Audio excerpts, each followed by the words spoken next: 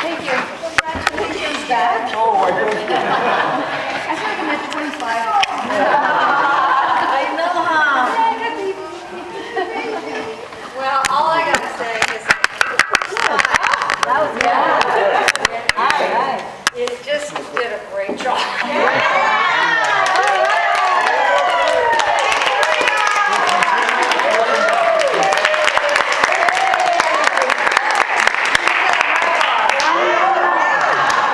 Thank you, but it took an awful lot of gray hairs. I got it. It didn't show. That's why I had to sit back and Yes, a lot of people are patient, and that was great. Yeah, they did.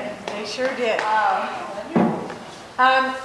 What I like to do with this is I think that it's just really, really helpful because we learn from all the wonderful things that, were done so beautifully, and we learn from things that maybe weren't done, and maybe something that might have been done differently. That may or may not be the case here. But what I like to do is I like to go around, but I have to tell you that we need to finish this in 15 minutes. I want us to get in the habit of that, because otherwise we could be here for 3 hours. There's many, many things that we can discuss. But what I'd like to do, to begin with, is I'd like us to go from person to person. You do not have to say something. But if you have something to say that's different from what someone else says, then please share what it was that you thought, one thing, and I'm sure there were 10 things or 20, but one thing that really touched you the most, that you thought was just made this a really wonderful infant baptism experience, okay? And if you agree with what somebody else said, you can say, I agree with what Martha said, and then we'll go on, okay? That's just in the interest of not repeating. And then after that, then we'll talk about things that we think might have been different or that we'd like to suggest, okay? So if that's clear to everybody, and I like to just kind of go around the room, and it will be different every time, so Mike, why don't you begin? I did good. Great job. You set the standard very high for the rest of us. Yeah, I want you to say something, a specific thing he did that you really appreciate. I enjoyed that, the epithet, because I had not, at the baptisms I've seen and been to, I had heard that. It's optional. Yeah. So, but No, that was special. I've never seen it. I've never seen it. Frank had expressed that he thought it was something really important, and then maybe he did it so beautifully. Yes, he did. I agree with Thank you, that. Mike. Martha? I agree with that. I agree with that. Joe? You look very diaconal. I mean, I know that's a God-given, but you presented yourself as being very diaconal. I don't know how else to put that. That means we're all almost ready. So diaconal presence, the way he carried his body, the way he poured his out, the way he moved, all of that. It's great. Diane? I enjoyed your homily. I thought it was nice and succinct and to the point, and I got a message from it about the garment, using the prop of the garments. Spoke to me. First time I heard you sing that verse or that phrase, I can't remember which part from the book. But when you sang that verse, it was the first time I heard it. What, the affirmation? Yeah. Faith? Yeah. Yeah, that was good.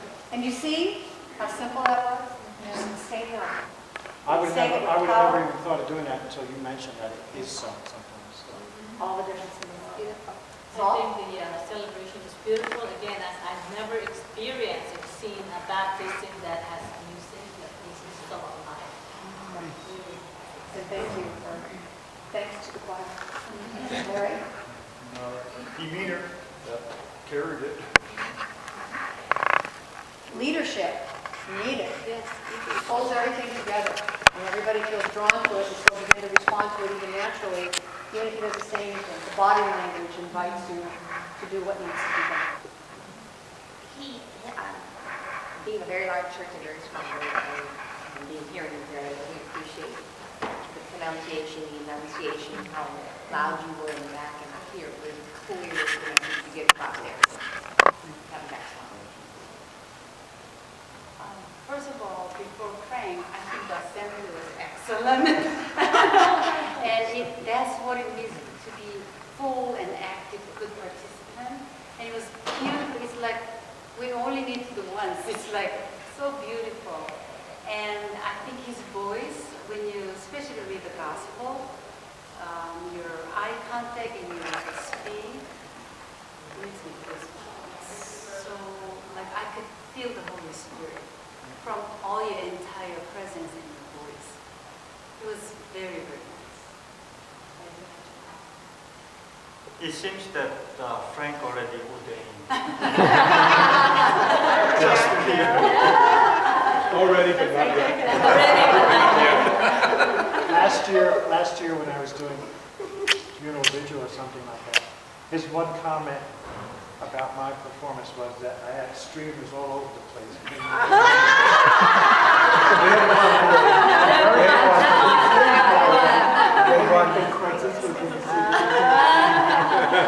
Yes. Will there be enough to do the critique as well? Right. Okay. I like the whole atmosphere of scene.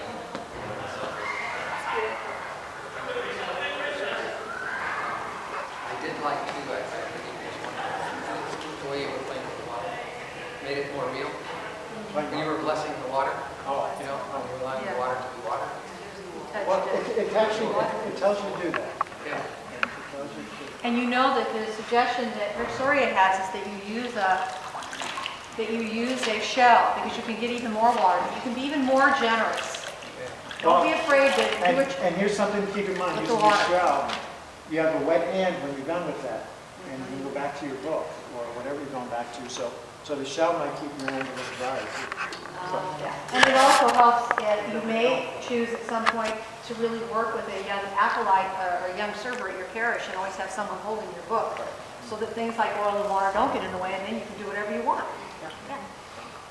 Thank you. I like the intonation of the Litany of the Saints, and also including the name of the child in there. Name of his parish, include the name of grandparents, depends on how much time you have. Everything is excellent. I like it. You know, your gestures, the way you tune up your voice, I really like it. It's so clear and it's easy to understand. Very nice.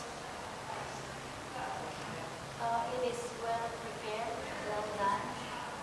The only thing I noticed is the book. The ribbon is hanging. Still hanging. I think we should You know, it's a small thing, but isn't it interesting? It's something that can be, distracting to people. Small, teensy small distraction, but it can make a difference, can it? Okay? All right. I have to tell you, I've never heard anybody use a homily quite that way. I mean, I thought and you see, here's a good example of how you can take anything from the right, connect it with the scripture, and speak about it. And so what he did is choose this beautiful symbol of the owl, which you know we should all be wearing. Every single one of us who are baptized, that's what we should wear on Sunday. Save our families a lot of money, because we just have one and we wear it over and over and over again. That owl, and then to use all of that beautiful language and talking about what it means to be clothed in Christ. Beautiful, beautiful, beautiful idea. Did you have something you wanted to say, Ray? I agree with everyone. Okay, so let's start at the back here with Remy, and let's talk about some suggestions you have, how something you saw that something might have been different. You look the same way. Okay, the homily, I prefer that he gets closer to the people. Right. Especially because it is so far. Especially if there are, Catholic, non-Catholic. It's like it's personal, and he gets closer. Okay. Intimate. Now you know you could actually have preached from your chair. Oh, yes, and this is a perfect thing. I would love to have been walking around doing this and knowing what to say, but I didn't have that script down. And I developed that thing as a sign, and it seems very simple that I should have been able to pick these words out of my brain without having to have a cheat sheet. But I didn't quite get it done, and I didn't want to stumble over words and not make sense. Okay, just so you know, this is perfectly okay. Come down to your chair so you can be closer to the people. Put your homily on that, keep it off to the side because you had most of it memorized. So that you can glance at it, but you can still talk to people and be closer. Just know you can do that. You can always preach from the chair, okay? Good suggestion. See, small thing, what he did was great, but we can make it even better. How about you, Viola? I think the voice is a little perfect. The voice is perfect for me. I think a little bit more faster because it's very simple for me. Okay, now, did everybody hear what she said? That she felt like it was a little bit slow, like it could have been faster. Now, let's ask Jan how she felt about that. Okay. See, I think it's really good to hear this, because what you find out is that if you were to go around, everybody might have a little bit of a different feel for it. So I think probably I would err, that's in quotation marks, on the side of slower, because there's younger children, there are elderly grandparents who might be hard of hearing, there may be other people who are hard of hearing, and so to be sensitive to that, and you kind of have to draw the balance. You have to draw the balance. And the thing that you need to do if you're the provider is look around when you're talking. That's why you don't want to get stuck in the book, because the rhythm that you use to speak with people, you'll get a sense of whether or not you're engaging people. Yes. Well, and the acoustics as well. Absolutely. All those things you'll find out, in terms of your own parish. But it's so important that gets brought up. Thank you for bringing it up. How about you, Rick? On the proclamation of the gospel, he made the sign of the cross on the book of the gospel itself, but not on himself. Okay. All right, and here's one of the other things that's really important. That's why there's a lot of things about the rite itself that you need to fix. Like, for example, you need to say, "Let us pray," instead of just starting the prayers. It connects. You didn't always. There were times when you just started in the prayer. But you do, because that's what's in the book. The book, all the critiques of that rite critique that fact that it doesn't do that. Now, the reason I bring it up in this context, ritual needs to be the same. People are used to waiting for those cues, at least the people who have been before. So we need to say things like, "Let us pray," and give people the opportunity to focus and then begin the prayer. It's why those endings, we ask this in Jesus' name. They're not there at the end of all those prayers. You must add them, because otherwise it's hanging there. You say what you have to say, and people don't quite.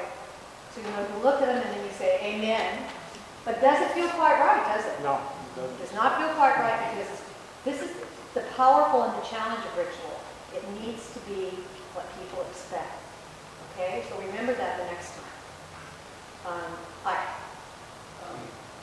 The hallelujah after the child's baptism. I think it would, to me, it would sound better if it was more upbeat, like calling out something like that a little quicker, because of the celebration. Yes, I agree with you. My tendency during Advent is to do it a little bit lower key because of the season. But normally, yes, you would. You would do something that's full of life. You might even do the Celtic Hallelujah because it's longer and it's elongated. I chose to do something that was a little bit more low-key because of Advent, but normally it would be. Yes, it should be fuller. I agree. And in fact, it can be something else. It doesn't have to be Hallelujah. There's Surrexit Christus Hallelujah, it could be, or something like that that's really expanded. So we can work on that when we look at some of the possibilities for music. Yes, that's a good one too. And actually, you know what I saw happen once?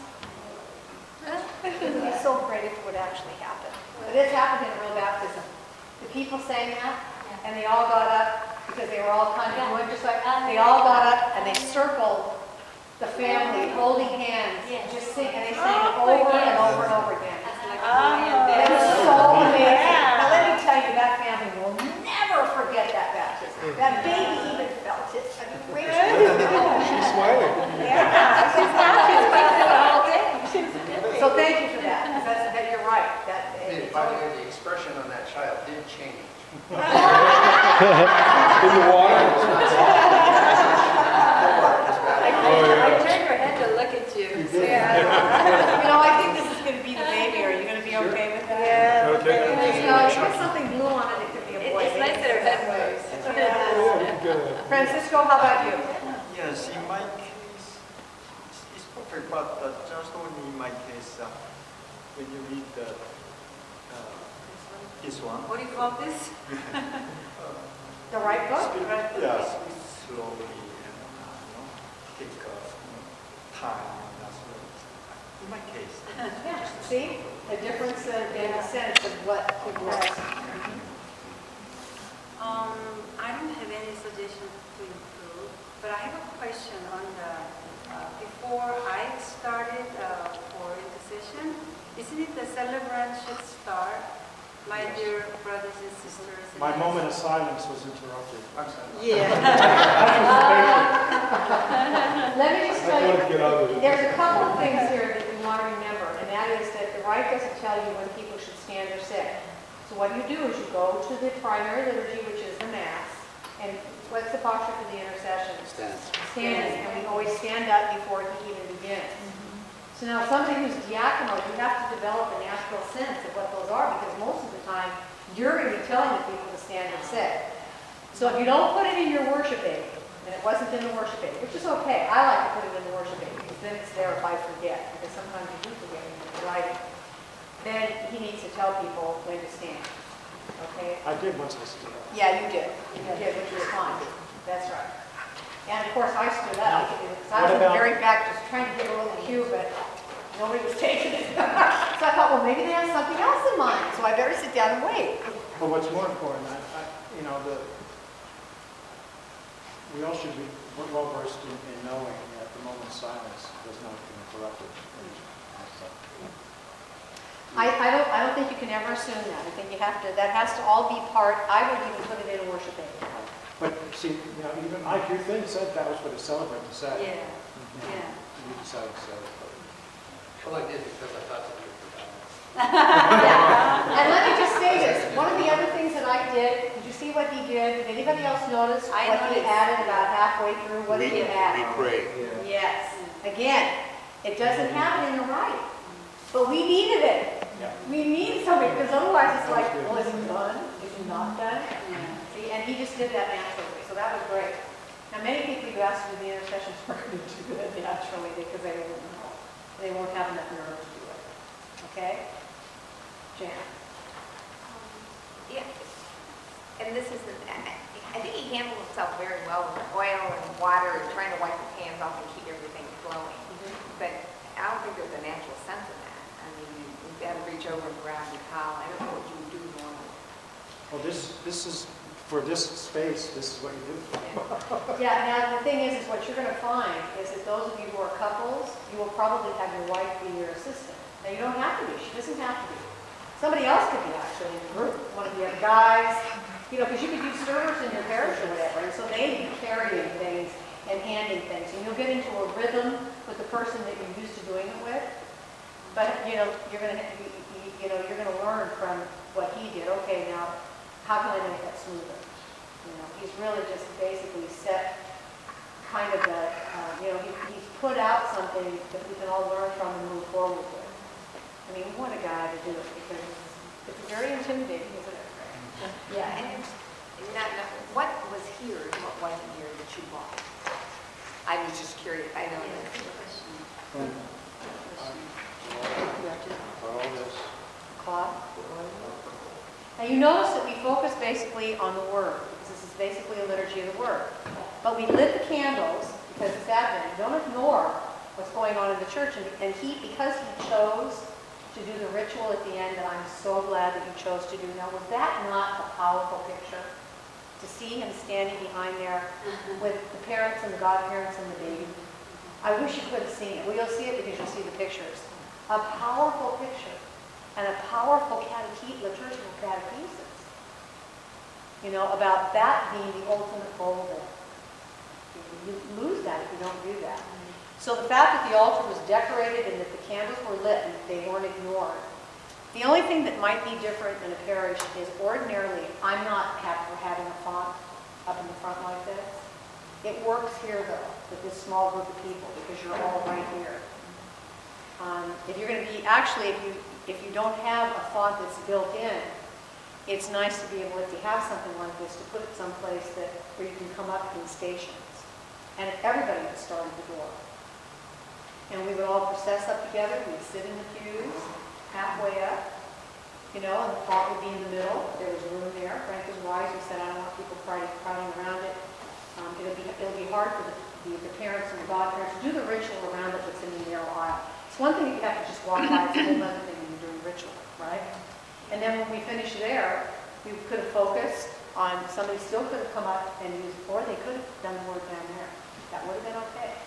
But they could have come up here and done it as well. Maybe you'd even have the font be 2/3 of the way up. It's still in the aisle.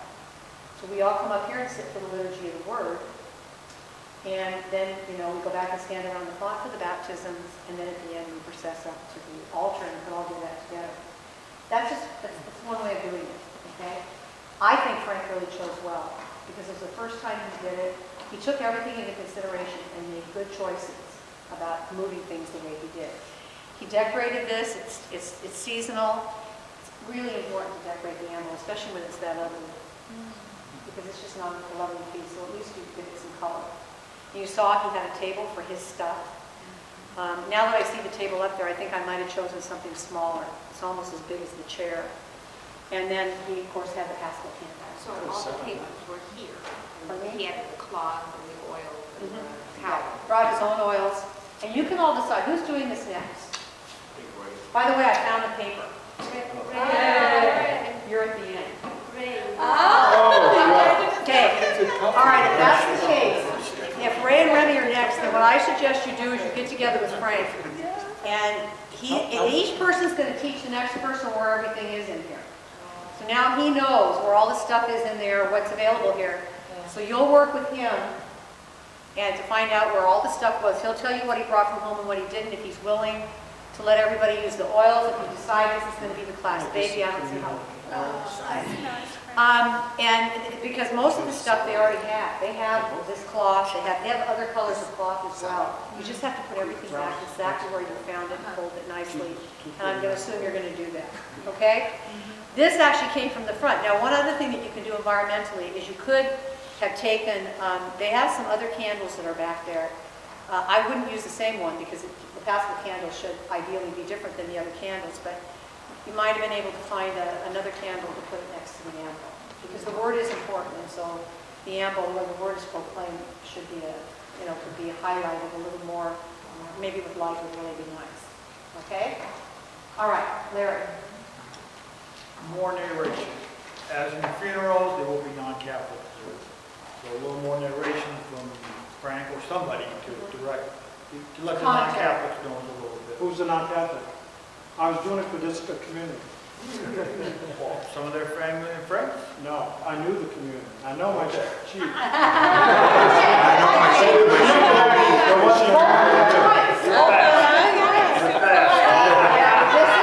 This is what you do. Now, if Frank had wanted to come out here at the very beginning and said, okay, now I want you to know that I prepared this for this assembly I know. In this assembly, there are those of you who are grandparents. Some of you don't speak English.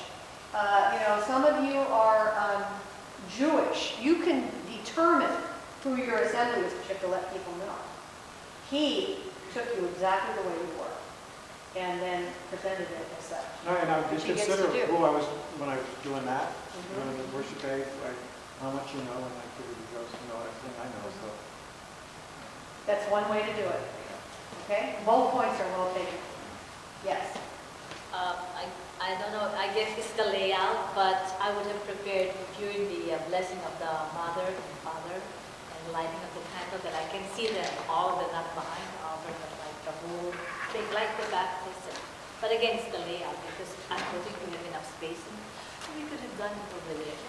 We're in, the candles and then blessing of the father and the mother.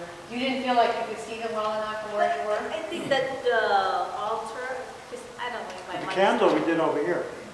Yeah, but then after that, if you were after the altar. Okay, let's talk about this for a minute because these are important questions. And the thing that's important is what's the goal? What is it that we want most to express and for people to experience at the time that she's talking about, which is when he blesses the parents? They should feel the power of the community. Okay. They should feel like they're not standing there alone, but That's right. So he's finished making the connection with the altar, with the Our Father, right? So then all he has to do is recess back down and stand here. And, you know, the family can be standing here facing all of you, and you are all here, and we can all raise our hands and bless them too. I want to tell you that last year, the blessings that we did last year, I thought were all too long. Everybody was blessing everybody, and it was too much. I thought what Frank did was just perfect. They added some things that didn't work out. So I think what you do out of the book really does work okay here. All right. Now you could actually ask the people to hold their hand up in a gesture of blessing with you if you want. You could do that if you wanted to. But I wouldn't go beyond that, because it can get to be too much. Okay? So thank you for that, and thank you for that, because that's the question. That's what you say to yourself. You know, not because I like it better, but okay, what are we trying to do here, and what's the connection?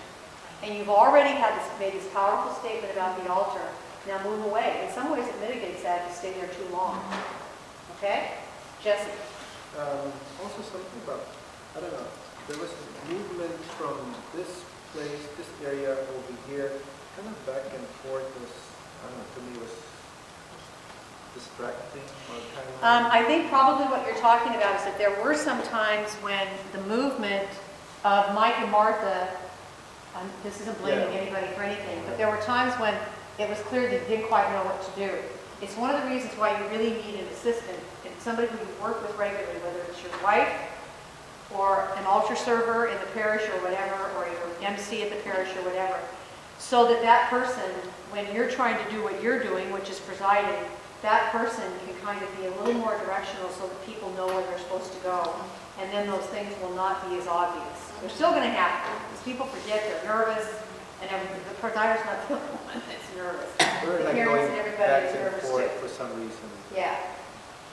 And you want to make sure that the ritual that you have, I mean, it's appropriate, probably would be more appropriate for the lighting of the candle to be over here, rather than to have, I think the way they did it is they were over there, and somebody came over here and then went back.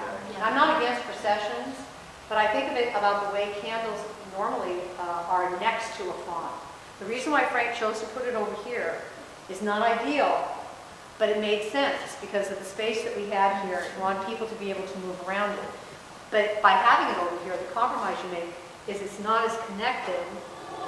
I can't lift it up. But if it were standing right next to the font, if there's any way that you can do that and still leave room for the ritual, then do it.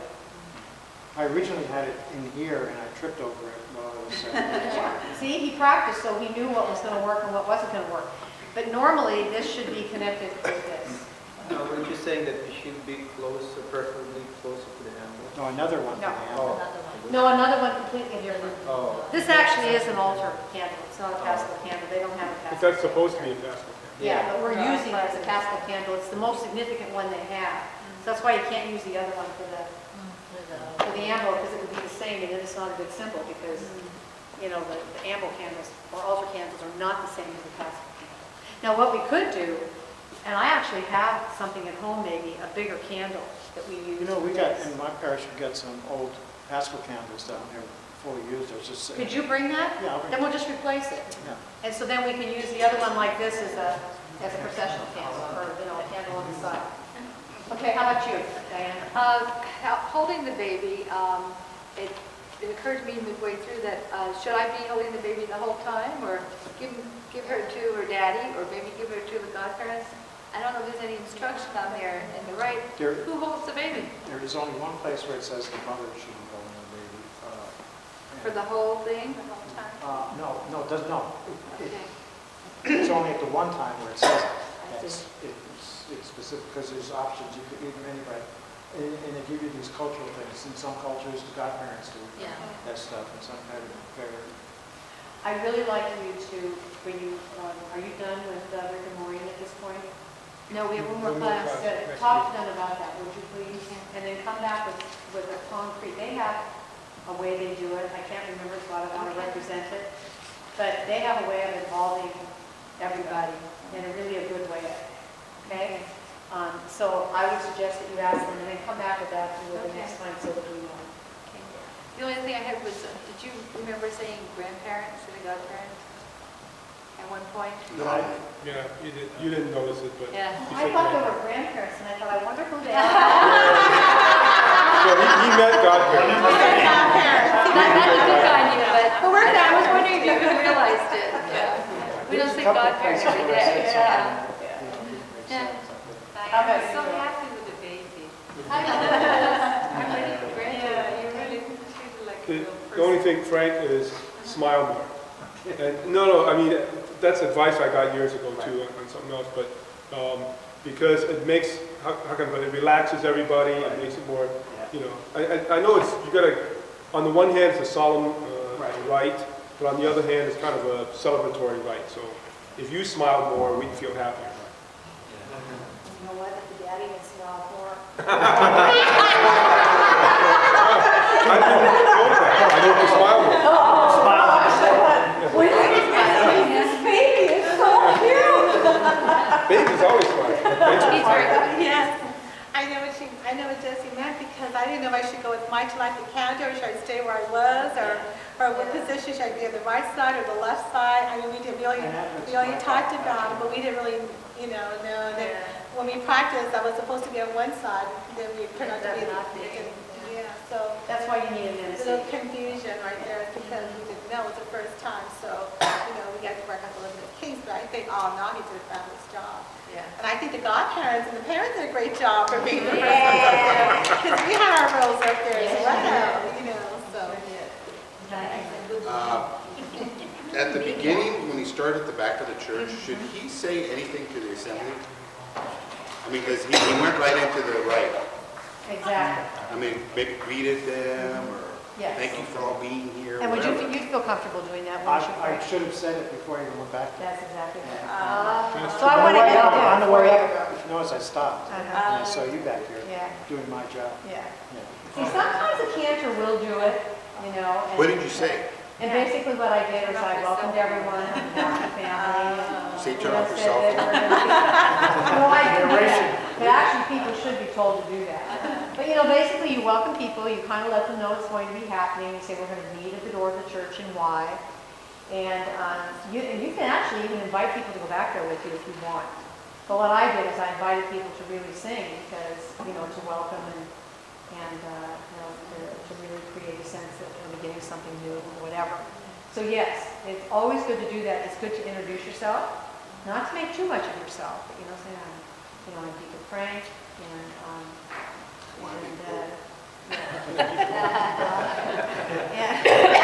oh, you're such a smart aleck. Okay, I think it's all pretty good, and I think yes, Jessica. Question.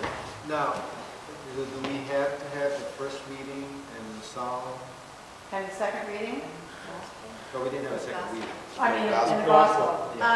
No, you do not have to. Jessica pointed out something that I didn't even realize because I'm so used to doing the liturgy of the word with, a reading and then a psalm and then the gospel. So he pointed out that there isn't really a first reading mentioned there, but I know that it's presumed to be okay. Because again, it's certainly, you see it in the It's an option. RCIA. They give it as an option. Can you find where it says that? Because we couldn't find it. I wasn't looking real closely. Passages listed, maybe those are other passages.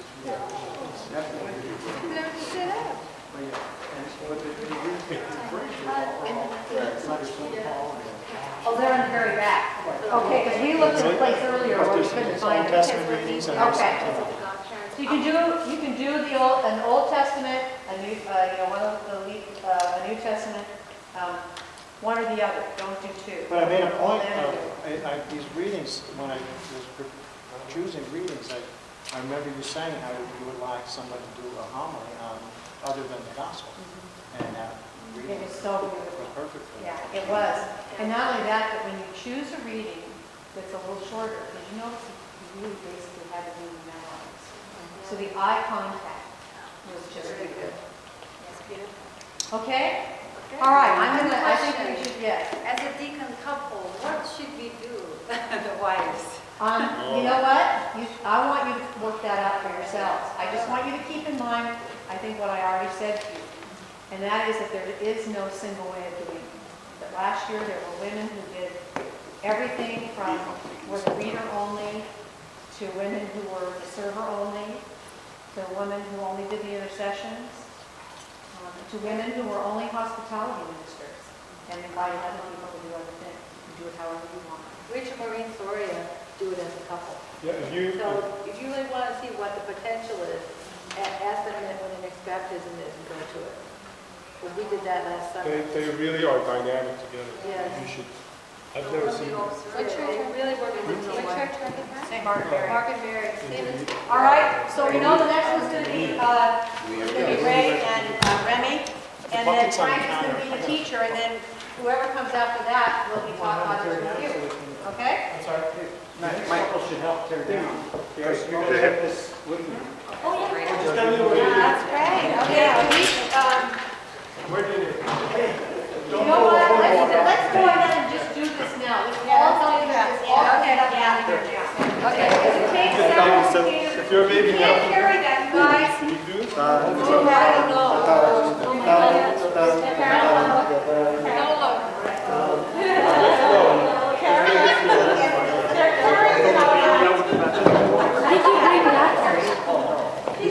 Don't show everything.